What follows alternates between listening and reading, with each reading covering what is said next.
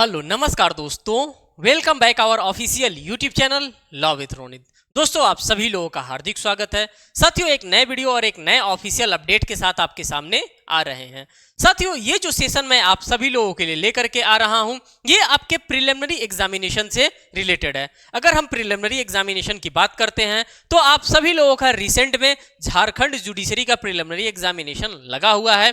साथ ही साथ आप अगर एमपी जुडिशरी को आप टारगेट कर रहे हैं तो एमपी जुडिशरी का भी आपका प्रिलिमिनरी एग्जामिनेशन बहुत ही जल्द कंडक्ट होने वाला है। इन दोनों स्टेट जुडिशरीज को ही कंसीडर करते हुए आज हम आप सभी लोगों के सामने मल्टीपल चॉइस क्वेश्चन मींस की एमसीक्यू टाइप के क्वेश्चन लेकर के आ रहा हूं, जो कि कोड ऑफ क्रिमिनल प्रोसीजर से रिलेटेड है। साथियों जो भी क्वेश्चन हम यहाँ पे सॉल्व कर रहे हैं वो बेसिक अंडरस्टैंडिंग्स के क्वेश्चंस को हम यहाँ पे सॉल्व कर रहे हैं, और ये जो पार्ट मैं आपके सामने लेकर के आया हूं ये पार्ट सेकंड के रूप में मैं आप सभी लोगों के सामने लेकर के आ रहा हूं। पार्ट फर्स्ट ऑलरेडी मैंने इसको डील कर रखा है। तो जो भी आपको यहां पर दिख रहा है क्वेश्चन नंबर 1 से लेकर के 15 तक का 1 से लेकर के 15 तक का क्वेश्चंस मैंने यहाँ पे सॉल्व करा दिया है। आज से हम बात करेंगे क्वेश्चन नंबर 16 नंबर क्वेश्चन से हम यहाँ पे बात करने वाले हैं कि क्या कह रहा है क्वेश्चन नंबर हमारा 16। तो आइए यहाँ पे क्वेश्चन नंबर 16 को हम देखते हैं कि ये क्वेश्चन आप सभी लोगों से क्या कहना चाहता है, क्योंकि मैंने ऑलरेडी बता दिया है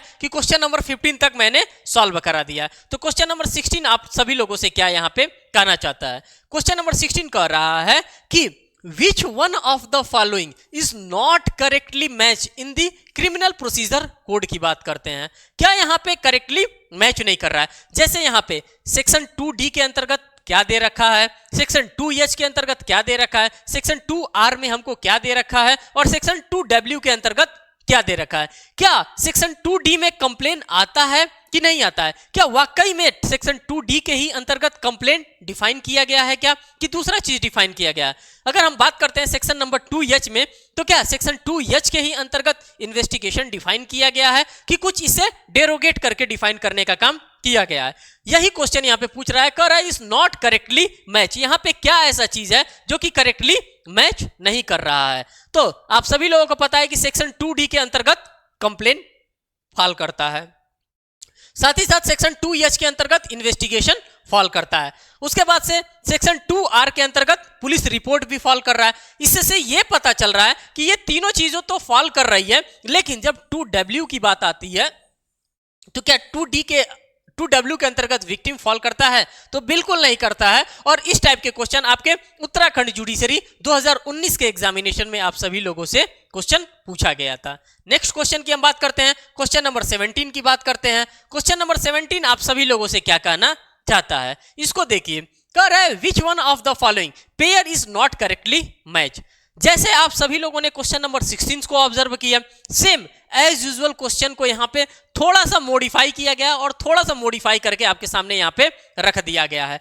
वहां पे पहले सेक्शंस को इधर रखा था और जो मटेरियल जो कंटेंट है उसको इधर रखने के लिए कहा गया था, लेकिन इसमें क्या किया गया है, पहले पूरे के पूरे हमारे प्रोविजंस को बता दिए गए हैं, फिर प्रोविजंस को बताने के बाद फिर सेक्शंस को यहाँ पे रखने का काम किया गया है। तो ये चीजें थोड़ा सा उसमें डिफर किया गया है।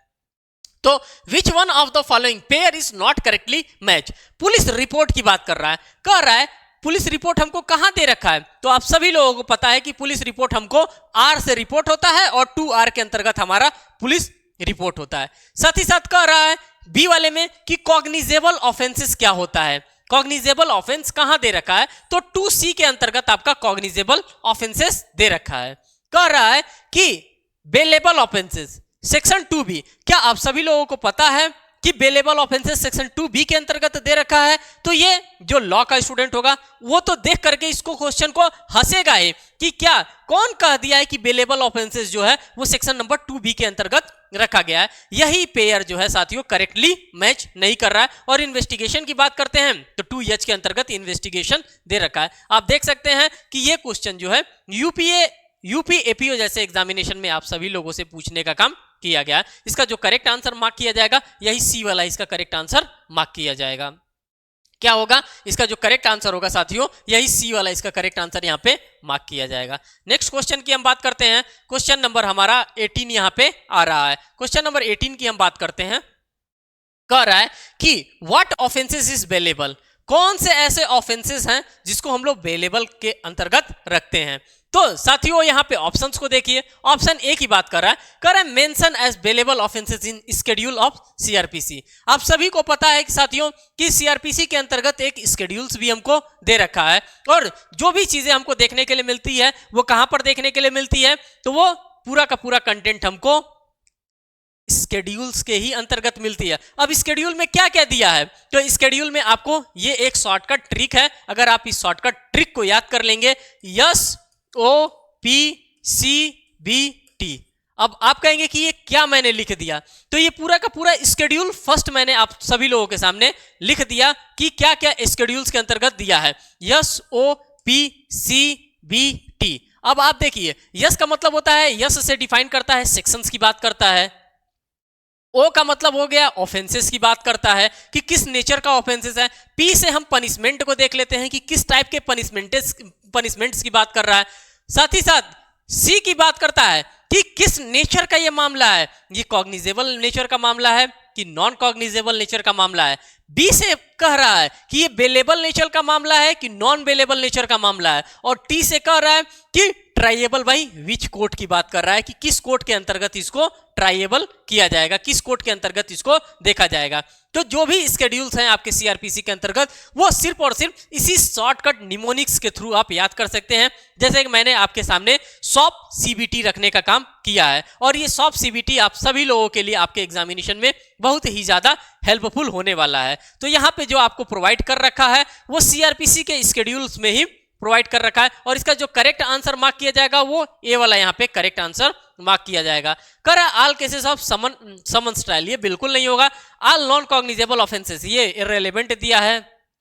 All cases which are not triable by the session, ये भी इररिलेवेंट दिया है। जो रेलेवेंट आपको दिया गया है वो आपका ऑप्शन नंबर यहाँ पे ए वाला होगा। साथ ही साथ यहाँ पे जो स्केड्यूल्स की बात करते हैं तो स्केड्यूल्स आपका सॉप सीबीटी, SOPCBT, यही आपका स्केड्यूल है। बस आप इसी को याद करके रखिएगा और जा करके आप अपने बेयर एक्ट्स को जरूर खोलिएगा, वहां पे आपको सॉप सीबीटी देखने के लिए मिलेगा।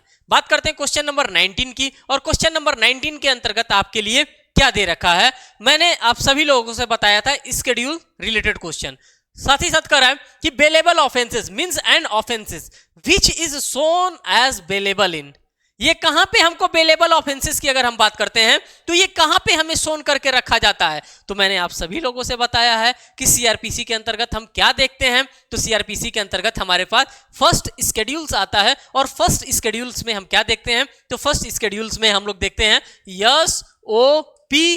SOPCBT, यही हम फर्स्ट स्केड्यूल में देखते हैं। यहां पे किसकी बात कर रहा है, तो कह रहा है कि बेलेबल ऑफेंसेस। अब आप देख सकते हैं कि बेलेबल किस नंबर के कॉलम में दिया है, तो 5वें नंबर के कॉलम में आपको बेलेबल और नॉन बेलेबल के बारे में आपको देखने के लिए मिलेगा। तो ये कहां पे ये दे रखा है, तो ये दे रखा है हमारे CrPC code of criminal procedure code के स्केड्यूल नंबर फर्स्ट के अंतर्गत दे रखा है। कर फर्स्ट स्केड्यूल ऑफ सीआरपीसी, जो इसका करेक्ट आंसर होगा साथियों, ये इसका ए वाला ही यहाँ पे करेक्ट आंसर मार्क किया जाएगा। सॉप सीबीटी का मैंने ऑलरेडी आप सभी लोगों को बताने का यहाँ पे काम किया। कर the second schedule of CrPC, section 425 of CrPC, section 426 of the CrPC, ये इररिलेवेंट दिया है। जो रेलेवेंट दिया है वो आपका ए वाला ही यहाँ पे होगा। साथ ही साथ आप देखते हुए चलिएगा कि किस किस एग्जामिनेशन में इस लेवल के क्वेश्चन पूछे जा रहे हैं।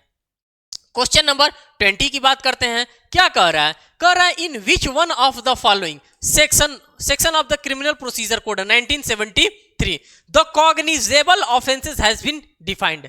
कहां पे आपको कॉग्निजेबल ऑफेंसेस देखने के लिए मिलता है कि कौन सा ऐसा ऑफेंसेस होता है जो कि कॉग्निजेबल नेचर का होता है। अगर हम कॉग्निजेबल की बात करते हैं तो साथियों कॉग्निजेबल का अगर हम डेफिनेशन देखना चाहते हैं तो हमको देखने के लिए डेफिनेशन क्लॉजेज में मिलता है, लेकिन पुलिस कब संज्ञान लेती है, कब मामला कॉग्निजेबल होता है, जब हम एफआईआर की लॉजिंग कराते हैं। एट दैट टाइम पुलिस क्या करती है, चीजों का संज्ञान लेती है। एफआईआर जैसे हम लॉन्च कराते हैं सेक्शन नंबर 154 में जाकर के, तो वहां पे पुलिस क्या करती है, संज्ञान लेती है। या फिर पुलिस के नजर में किसी भी प्रकार का कोई भी ऑफेंसेस कमिट किया जा रहा है तो एट दैट टाइम पुलिस वहां पे क्या ले सकती है, एक्शन ले सकती है, या फिर उसी को कॉग्निजेंस वहां पे लेना कहा जाता है। तो यहाँ पे जो आपका ऑप्शंस दे रखा है पूछ रहा है कि criminal procedure code 1973 the cognizable offences has been defined. ये जो कॉग्निजेबल ऑफेंसेस है ये कहां पर डिफाइन करके रखा है? तो क्या सेक्शन नंबर 2A के अंतर्गत कॉग्निजेबल ऑफेंसेस है? तो कौन कह रहा है सेक्शन 2A के अंतर्गत? बिल्कुल नहीं है, गलत बात है। सेक्शन नंबर 2B के अंतर्गत हमारा कॉग्निजेबल ऑफेंसेस है? तो ये भी बिल्कुल गलत बात है, यहां पे भी नहीं दे रखा है। कॉग्निजेबल कहां पे आपको दे रखा है? तो सेक्शन नंबर 2C के अंतर्गत आपको कॉग्निजेबल ऑफेंसेस प्रोवाइड कर रखा है। और ये अगर क्वेश्चन की हम बात करते हैं तो इस क्वेश्चन की रेलेवेंसी इतनी ज्यादा है कि आपके लगभग एग्जामिनेशन में इस नेचर के डेफिनेशन क्लॉजेस से क्वेश्चन पूछे जाते हैं। आप देख सकते हैं यूपी जुडिशरी 2015, झारखंड एपीओ 2019 जैसे एग्जामिनेशन में आप सभी लोगों से पूछा जाने वाला क्वेश्चन है। नेक्स्ट क्वेश्चन की बात कर रहे हैं, क्वेश्चन नंबर 21 की हम बात कर रहे हैं। इस क्वेश्चन में आप सभी लोगों से क्या कहा जा रहा है? कहा जा रहा है कि section 2C of the code of criminal procedure code define. Section 2C ही अब क्या डिफाइन कर रहा है? तो अभी आप सभी लोगों ने कहीं ना कहीं डेफिनेशन क्लॉजेस से ऑब्जर्व करने का काम किया है कि किसकी बात कर रहा था? सेक्शन नंबर 2C हमारा। तो जो सेक्शन नंबर 2C बात कर रहा था वो कॉग्निजेबल ऑफेंसेस की बात कर रहा था। यहां पे ऑप्शंस देखिए, क्या सेक्शन 2C हमारा बेलेबल ऑफेंसेस की बात कर रहा था? तो नहीं, बेलेबल ऑफेंसेस की बात नहीं कर रहा था। क्या सेक्शन 2B जो हमारा नॉन बेलेबल ऑफेंसेस की बात कर रहा है? नहीं, नॉन बेलेबल ऑफेंसेस की भी बात नहीं कर रहा है। किसकी बात कर रहा है? तो ये बात कर रहा है जो हमारा सेक्शन 2C है, ये बात कर रहा है कॉग्निजेबल ऑफ ऑफेंसेस की बात कर रहा है। और ये जो क्वेश्चन है साथियों, आप सभी लोगों से बार बार रिपीट करके आप देख सकते हैं Uttarakhand judiciary, Chhattisgarh judiciary, Chhattisgarh ADPO, Tripura judiciary, UP judiciary, हर जगह के जुडिशरी एग्जामिनेशन में इस नेचर के क्वेश्चन आपको देखने के लिए मिलेंगे। तो फिर क्यों ना इसको पढ़ लिया जाए? क्या पता है कि आपके भी जुडिशरी के एग्जामिनेशन में सेम यही क्वेश्चन एज यूजुअल उठा करके दे दिया जाए। पढ़ लेंगे, आसानी रहेगी। यहां पे दे रहा है cognizable and non cognizable offences के बारे में। क्या होता है कॉग्निजेबल ऑफेंसेस एंड क्या नहीं होता है non cognizable offences? Correct, cognizable offences means, cognizable offence का मतलब क्या होता है? तो साथियों जब हम कॉग्निजेबल ऑफेंसेस की बात करेंगे तब हम भाग करके जाएंगे सीआरपीसी के चैप्टर नंबर 5 के पास, जाएंगे वहीं पे, क्योंकि वहीं पे हमको हर एक चीज देखने के लिए मिलता है।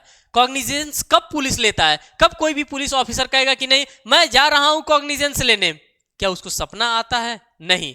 जब वो चैप्टर नंबर 5 के पास जाएगा सीआरपीसी में तो वहां पे हमको एक बंच देखने के लिए मिलेगा, सेक्शन नंबर 41 से लेकर के सेक्शन नंबर 60 कैपिटल ए के बीच में। वहां पे हमको अरेस्ट प्रोविजन देखने के लिए मिलेगा। अरेस्ट से रिलेटेड जो भी प्रोविजंस होंगे इसी सेक्शंस के अंतर्गत हमको देखने के लिए मिलेंगे। वहां पे जो सेक्शन नंबर 41 है हमारा, वो बहुत ही तगड़ा रोल प्ले करता है।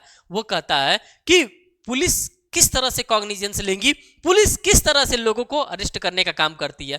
अगर कोई ना कोई इंफॉर्मेशन अगर उसको मिल रहा है, कोई क्रेडिबल इंफॉर्मेशन मिल रहा है, कोई रीजनेबल सस्पिशन हो रहा है, या फिर कोई कंप्लेंट आ रही है, तो पुलिस वहां पे क्या कर सकती है? पुलिस वहां पे कॉग्निजेंस ले सकती है। पुलिस जा करके उस व्यक्ति को गिरफ्तार कर सकती है कि हाँ भाई ये जो व्यक्ति है किसी न किसी का मर्डर किया है और मर्डर करके ये भागने वाला है या भाग रहा है, पुलिस उसको क्या कर सकती है? पकड़ सकती है। तो यही होता है कॉग्निजेंस लेने का मतलब। Correct, cognizable offences means, cognizable का मतलब होता है क्या? एक सीरियस ऑफेंस होता है। कॉग्निजेंस का मतलब सीरियस ऑफेंस तो नहीं होता है।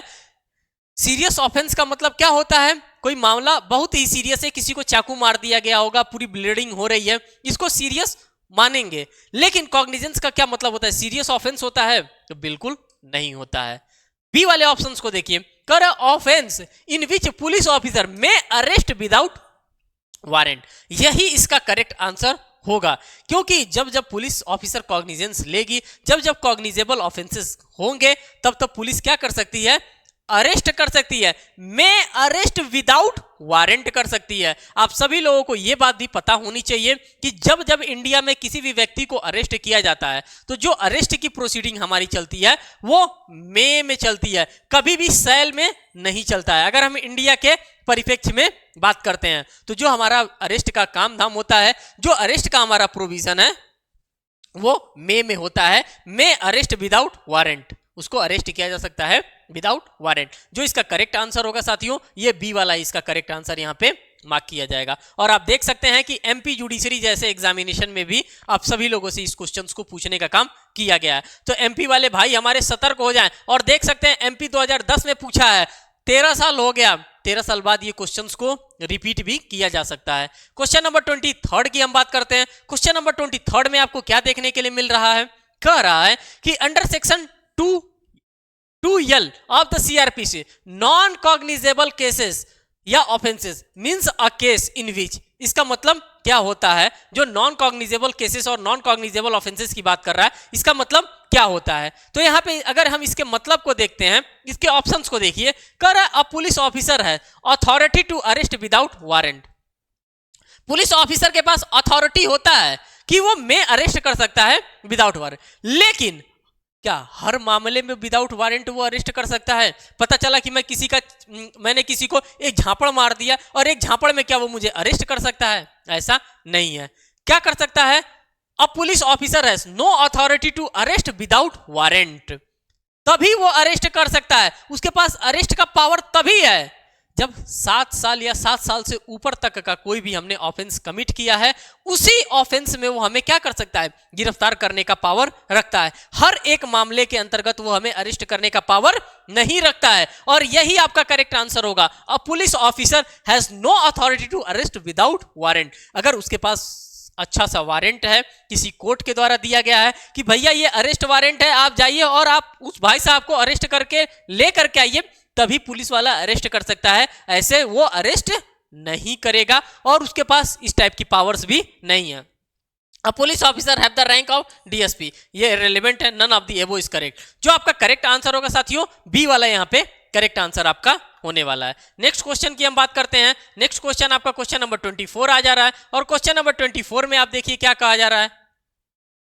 कह रहा है नॉन कॉग्निजेबल ऑफेंसेस मींस, जो नॉन कॉग्निजेबल ऑफेंसेस होता है इसका मतलब क्या होता है? Non cognizable offences means an offence with in, ये नॉन कॉग्निजेबल जो ऑफेंस होते हैं, ये क्या कह रहा है? कह रहा है a police officer can not arrest without warrant. हमारे पास दो प्रकार के ऑफेंसेस होते हैं, एक कॉग्निजेबल नेचर के होते हैं और एक नॉन कॉग्निजेबल नेचर के होते हैं। जब हम सीआरपीसी के चैप्टर नंबर 12 के पास जाएंगे तो वहां पे हमें देखने के लिए मिलता है कि कॉग्निजेंस पुलिस कब लेती है। जब हम सेक्शन नंबर 154 की बात करते हैं तो वहां पे किसी न किसी व्यक्ति के द्वारा किसी के खिलाफ एफआईआर लिखी जाती है, और जब जब एफआईआर की लॉजिंग कराई जाती है तब तब पुलिस क्या होती है? अपनी पावर का इस्तेमाल करती है और वो हरकत में आती है। जिसके खिलाफ एफआईआर लिखा जाएगा उस व्यक्ति को अरेस्ट करके पुलिस लेकर के आती है। पुलिस वहां पे क्या करती है? पुलिस वहां पे वर्क करने का काम करती है। लेकिन जब हम बात करते हैं, उसी के साथ एक और सेक्शन चलता है, सेक्शन नंबर 155। वहां पे बात किया जाता है नॉन कॉग्निजेबल के बारे में, नॉन कॉग्निजेबल ऑफेंस के बारे में, नॉन कॉग्निजेबल रिपोर्ट के बारे में बात करते हैं। तो नॉन कॉग्निजेबल जो हमारा ऑफेंस होता है वो असंज्ञेय मामला उसको हिंदी में कहते हैं।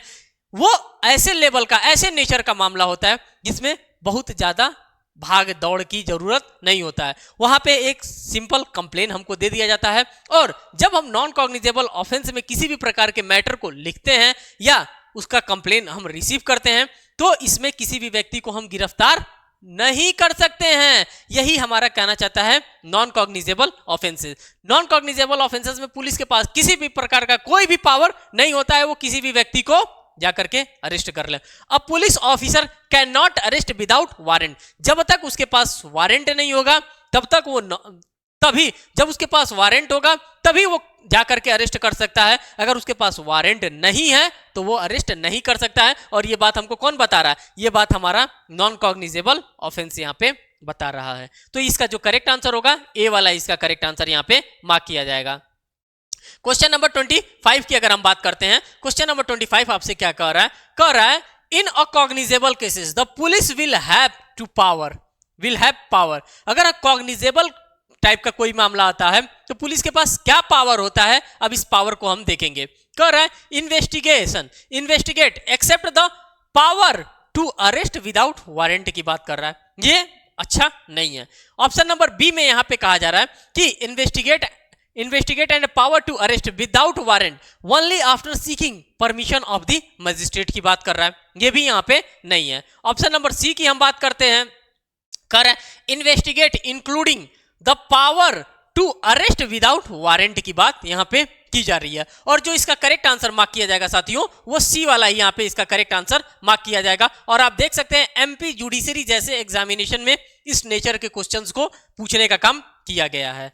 साथ ही साथ क्वेश्चन नंबर 26 की अगर हम बात करते हैं तो क्वेश्चन नंबर 26 में आपको क्या देखने के लिए मिल रहा है? इसमें देखने के लिए मिल रहा है in cognizable cases police has the authority to. Cognizable cases में पुलिस के पास क्या अथॉरिटी होती है? तो अथॉरिटी यही होता है arrest a person without warrant. ये सभी चीजें को आप सभी लोगों ने वन लाइनर सेशन में हमारे पढ़ा है, इसीलिए मैं इसमें थोड़े से जल्दी से ये कर रहा हूं। कॉग्निजेंस में जैसे ही हम एफआईआर की लॉजिंग कराते हैं, पुलिस हरकत में आती है। पुलिस हरकत में आएगी तो किसी न किसी भी व्यक्ति को अरेस्ट करके लेकर के आएगी। कर है investigate the offences without permission of the magistrate. जो इसका करेक्ट आंसर होगा बोथ ए एंड बी वाला इसका यहाँ पे करेक्ट आंसर मार्क किया जाएगा अगर क्वेश्चन नंबर 26 की हम बात करते हैं। और आप देख सकते हैं कि छत्तीसगढ़ एडीपीओ जैसे एग्जामिनेशन में आप सभी लोगों से ये क्वेश्चन पूछ रखा है। नेक्स्ट क्वेश्चन की बात करते हैं, क्वेश्चन नंबर 27 की। ये कह रहा है कि an offence of committing affray is, किसकी बात कर रहा है?